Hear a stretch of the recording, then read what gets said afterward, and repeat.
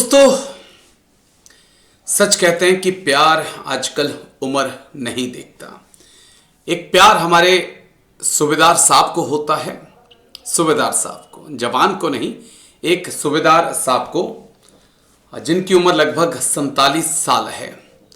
और वो प्यार में इतना पागल हो जाते हैं कि वो देश के साथ गद्दारी करने के लिए तैयार हो जाते हैं और फिर अंजाम वही होता है जो देश के साथ गद्दारी करने वालों का होता है। ये कहानी बहुत रोचक है दोस्तों। ये कहानी नहीं बल्कि सच्चाई है, और ये सच्चाई है भारतीय सेना के सूबेदार अजय कुमार की, जिन्हें गुजरात एटीएस ने गिरफ्तार किया है। उनके साथ एक महिला की भी गिरफ्तारी हुई है और दोनों को ही गुजरात एटीएस ने गिरफ्तार किया है। दरअसल गुजरात एटीएस ने पाकिस्तानी खुफिया एजेंसी आईएसआई के एक जासूसी नेटवर्क का पर्दाफाश किया, और जब इसके जासूसों को गिरफ्तार किया तो एटीएस के भी होश उड़ गए, क्योंकि उसमें एक भारतीय सेना का सूबेदार, रिटायर्ड सूबेदार भी शामिल था। एटीएस ने ये गिरफ्तारियां जो है गोवा और दमन से की हैं। जो महिला है उसकी उम्र 35 साल है, नाम है रश्मनी रविंद्र पाल। ये 35 साल की हैं। और जो दूसरे रिटायर्ड हुए हैं हमारे सूबेदार साहब, वो रिटायर्ड जो अरेस्ट हुए हैं सूबेदार साहब, वो हैं रिटायर्ड आर्मी सूबेदार अजय कुमार सुरेंद्र सिंह। ये दोनों ही पाकिस्तान के हैंडलर्स अब्दुल सत्तार और खालिद के लिए काम कर रहे थे। दोनों लगातार खुफिया जानकारियां भारतीय सेना से जुड़ी हुई पाकिस्तान को भेज रहे थे। तो चलिए, सूबेदार साहब के बारे में जानने से पहले जरूरी है कि इस महिला के बारे में जान लेते हैं। ये जो महिला है रश्मनी रविंद्र पाल, ये सरगना थी। ये हनी ट्रैप में फौजियों को फंसाती थी। मूल रूप से दमन की रहने वाली हैं और इस नेटवर्क की सबसे अहम कड़ी हैं। इसने अपने नाम की फर्जी नाम से कई प्रोफाइल बनाई। एक उनमें था प्रिया ठाकुर।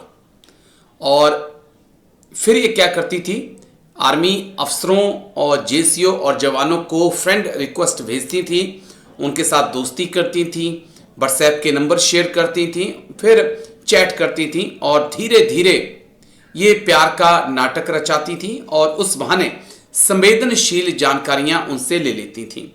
उसके बाद उन जानकारियों को ये पाकिस्तान हैंडलर्स को सौंप देती थी और पाकिस्तान हैंडलर्स ने बाकायदा एयरटेल पेमेंट्स बैंक अकाउंट इनका खोला, जिससे इनके खाते में पैसे आ जाया करते थे। अब कहानी शुरू होती है लगभग 2022 में, जब सूबेदार अजय कुमार को एक फ्रेंड रिक्वेस्ट आती है, और जिस नाम से आती है वो अंकिता शर्मा का नाम होता है। और फिर वो उस फ्रेंड रिक्वेस्ट को एक्सेप्ट कर लेते हैं। धीरे धीरे बातचीत शुरू होती है। बातचीत जो है फिर वो प्यार में बदलती है और सूबेदार साहब जो है जवान लड़की के प्यार में पागल हो जाते हैं। उसके बाद प्यार में ही सूबेदार साहब जो उनकी यूनिट है उसकी डिप्लॉयमेंट, अफसरों की पोस्टिंग, मूवमेंट पैटर्न्स के बारे में सारी जानकारी अपनी प्रेमिका से शेयर कर देते हैं। और तब तक वो जो है आईएसआई के जाल में फंस जाते हैं। उनके कैमरा, माइक, लोकेशन, मैसेज तक आईएसआई जो है वो पहुंच बना लेती है। लेकिन फिर वो रिटायर्ड हो जाते हैं। रिटायर्ड होने के बाद वो गोवा में जाकर दूसरी नौकरी करने लग पड़ते हैं। लेकिन अंकिता शर्मा जो कि उनकी प्रेमिका है, उसके टच में वो लगातार रहते हैं। इसी बीच ऑपरेशन सिंदूर के दौरान भी कई खुफिया जानकारियां दोनों साझा करते हैं। तब जो है फिर वो भारतीय खुफिया एजेंसियों के रडार पे आते हैं और किया गया था। पाकिस्तानी इंटेलिजेंस ऑपरेटिव्स के संपर्क में देश विरुद्ध कार्यवाही करते हुए 2 आरोपी को एटीएस गुजरात ने गिरफ्तार किया गया है, जिसमें एक आरोपी का नाम है अजय कुमार सिंह और दूसरे का नाम है रश्मनी, जिसमें हम एटीएस गुजरात ने इन ऐसे देश विरोधी कामगिरी जो करते हैं उनके ऊपर हमने वॉच रखा है, जिसके अंदर एक टीम बनाया गया है जिसका नेतृत्व डीवाईएसपी हर्ष उपाध्याय के नेतृत्व में PI VN Vaghela, DV Rathod, PSI DV Rathod, PSI Hemant Ninama के टीम बनाया गया था, जिसके ऊपर इन्होंने काम किया गया था।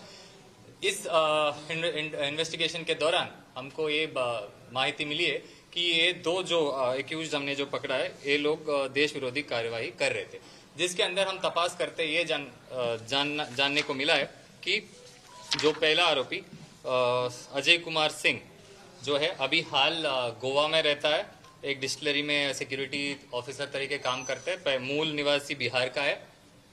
जो एक पाकिस्तानी ऑपरेटिव जिसका नाम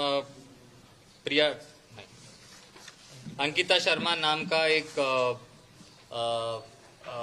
एंटिटी के साथ व्हाट्सएप के ऊपर कांटेक्ट में आया था, जब ये 2022 में आया था, जब ये दिमापुर में आर्मी में सूबेदार के तरीके काम करता था।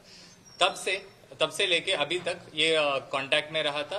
कॉन्स्टेंटली आर्मी के अलग अलग मूवमेंट, आर्मी ऑफिसर्स के बदली, इनका जो भी इंफॉर्मेशन है ये अंकिता शर्मा के साथ ऑनलाइन में शेयर करता रहता था। उसके अलावा उसके कहने से इन्होंने एक ट्रोजन मालवेयर भी इसके मोबाइल में इंस्टॉल किया गया था जानबूझ के, ताकि इसको बार बार शेयर करना ना पड़े, और जो भी इसने जासूसी आर्मी का जो भी सिक्योरिटी इंफॉर्मेशन, इंटेलिजेंस इंफॉर्मेशन इसने अगर इंस्टॉल किया उसके अकाउंट में तो फोन में ऑटोमेटिकली उनके पास पहुंचा जाता था।